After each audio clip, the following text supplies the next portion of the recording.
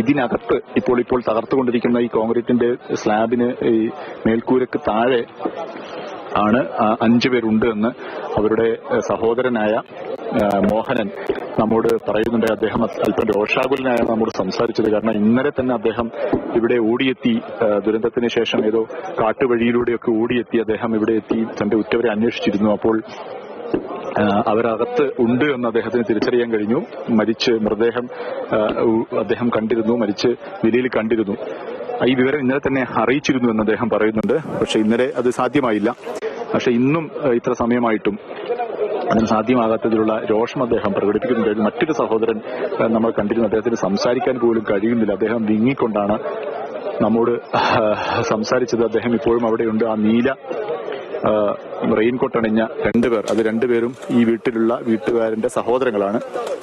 ആ സഹോദരന്റെ ഭാര്യയും അമ്മയും അച്ഛനും അവരുടെ മക്കളുമാണ് ഇവിടെയുള്ളത്. അങ്ങനെ 5 പേരുണ്ടെന്നാണ് അവർ പറഞ്ഞിട്ടുള്ളത്.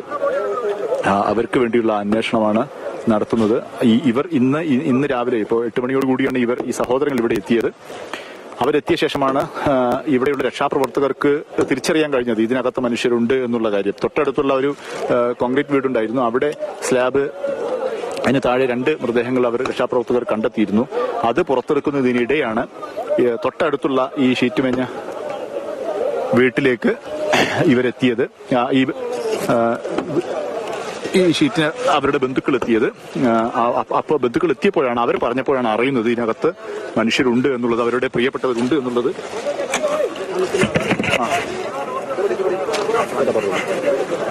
അവിടെ നമ്മൾ കാണുന്ന റോസ് കളർ ആളുണ്ട്, കുനിഞ്ഞു വെക്കുന്ന ഒരാളതാ. അതിന്റെ അടുത്ത് നിൽക്കുന്ന ഒരാളെ കുടുംബം ഫുള്ളായിട്ട് 5 അമ്മയും അപ്പുറത്ത് ST പെയിന്റ് അവർ ഇതിട്ടില്ലേ, അയാളെ അമ്മയാണ് അതിനകത്ത് താഴേണ്ടത്. അയാളെ നിർബന്ധം പറയുന്നു 5 പേര് അതിനകത്തുണ്ട്. അങ്ങനെയാണ് ഇപ്പൊ.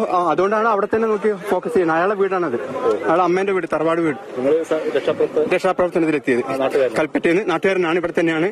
നാട്ടുകാരൻ എന്നുള്ള രീതിയിൽ ഇവിടെ എത്തിയതാണ്. ഇതിനകത്തുണ്ടെന്നുള്ളത് ഇന്നല്ലേ ഇപ്പോൾ ആളെത്തുന്നുള്ളൂ. ഇന്നലെ ആൾക്കാരോട് പറഞ്ഞിട്ട് എത്തിയില്ല എന്നാണ് പറയുന്നത്. പക്ഷെ ഇന്ന് ആളുകൾ ഇവിടെ എത്തി. ആളുകൾ എത്തിയപ്പോൾ തുടങ്ങിയപ്പോ നമുക്കിവിടെ തൊട്ടപ്പുറത്തുള്ള വീട്ടിൽ നിന്ന് മൃതദേഹങ്ങൾ മാറ്റാനുള്ള ശ്രമം നടത്തുമ്പോഴാണ് അതെ. ഇപ്പൊ ഇനി ആവശ്യം നമുക്ക് എന്തെങ്കിലും അവിടുന്ന് എങ്ങനെയും JCB കോരുന്ന സാധനം വന്നെങ്കിൽ മാത്രമേ ഇവിടുത്തെ ബാക്കിയുള്ളതൊക്കെ പൊന്തിക്കാൻ പറ്റുള്ളൂ. ഇതൊക്കെ പൊന്തിച്ച് നോക്കാൻ ഒരു കട്ടർ വേണ്ടി വരും, വേണമെന്നാണ് ഇവർ പറയുന്നത്. ഉള്ള ആളുകളൊക്കെ ഇന്നലെ കുറേ മാറ്റിയതുണ്ട്, അപ്പുറത്തെ ഭാഗത്തുനിന്ന് ആൾക്കാരെ മാറ്റിയതാണ്. പക്ഷെ ഇതിൽ അയാൾ പറയുന്ന 5 ആൾക്കാർ ഇതിനകത്ത് ഉണ്ട് എന്നാണ് പറയുന്നത്. ഇനി അതിനിടക്ക് എങ്ങോട്ടോ ഒലിച്ചോ പോയോ എന്നൊന്നും അറിയില്ല. ഓക്കെ, അത് ഒരു സന്നദ്ധ പ്രവർത്തകനാണ് നമ്മോട് കാര്യങ്ങൾ പങ്കുവെച്ചത്. ഞാൻ നേരത്തെ പറഞ്ഞു വന്നത് ആ നീല റെയിൻകോട്ടിട്ട ആളാണ്. അവരെ ഈ വീട്ടുടമസ്ഥന്റെ സഹോദരനാണ്. അദ്ദേഹം വളരെ വേദനയോട്, അദ്ദേഹത്തിന്റെ വാക്കുകൾ കിട്ടുന്നുണ്ടായിരുന്നു നമ്മളോട് ഈ വിഷയം പറയുമ്പോൾ. കരഞ്ഞുകൊണ്ടാണ് അദ്ദേഹം ഈ കാര്യങ്ങൾ നമ്മോട് സംസാരിക്കാൻ പോലും കഴിയുന്നുണ്ടായിരുന്നില്ല. അതുകൊണ്ട് അദ്ദേഹത്തിന് നമ്മോട് സംസാരിക്കാൻ കഴിയുന്നില്ല. പക്ഷെ മറ്റൊരു സഹോദരൻ നമ്മോട് പറഞ്ഞു, ഇന്നലെ വന്ന സമയത്ത് വീട്ടിനകത്ത് ആളുകളുണ്ടെന്ന് മനസ്സിലായിരുന്നു. അത് ഇവിടെയുള്ള സംവിധാനങ്ങളോട്, അധികാരികളോട് പറഞ്ഞിരുന്നു. പക്ഷേ അവരെ ഇതുവരെ പുറത്തിറക്കാൻ കഴിഞ്ഞിട്ടില്ല. എത്രയും പെട്ടെന്ന് അതിനുള്ള സൗകര്യം ഒരുക്കണമെന്നാണ് അദ്ദേഹം പറയുന്നത്. ഇപ്പോൾ കോൺക്രീറ്റിന്റെ മേൽക്കൂരയുടെ ഒരു ഭാഗം അത് പൊളിച്ചിട്ടുണ്ട്, തകർത്തിട്ടുണ്ട്. അത് ചെറിയൊരു ദ്വാരം അവിടെ അവർ സൃഷ്ടിച്ചിട്ടുണ്ട്. അത് മതിയാവില്ല രക്ഷാപ്രവർത്തനത്തിന്. അത് കൂടുതൽ ഭാഗങ്ങൾ പൊളിച്ചു മാറ്റേണ്ടി വരും. അത് ഹാമർ ഉപയോഗിച്ച് അടിച്ച് തകർത്ത് പൊളിക്കുന്ന രീതിയാണ് ഇപ്പോൾ ഇവിടെ നടത്തുന്നത്. അങ്ങനെ ഒരു ഭാഗമെങ്കിലും പൂർണ്ണമായി പൊളിച്ചു നീക്കിയാൽ മാത്രമേ അതിനകത്ത് ഇവർ പറയുന്ന അവരുടെ പ്രിയപ്പെട്ടവരുണ്ടെങ്കിൽ അവരെ പുറത്തെടുക്കാൻ കഴിയുകയുള്ളൂ. അവരുണ്ട് എന്ന് തന്നെയാണ്, ഇതിനകത്ത് തന്നെ അവരുണ്ട് എന്നുള്ളത് തന്നെയാണ് ആ മോഹനനും, സഹോദരൻ മോഹനനും മറ്റൊരു സഹോദരൻ നമ്മോട് പറഞ്ഞിട്ടുള്ളത്. അതുകൊണ്ട് അത് എത്രയും പെട്ടെന്ന് അത് സ്ലാബ് മാറ്റാനുള്ള ശ്രമമാണ് നടക്കുന്നത്.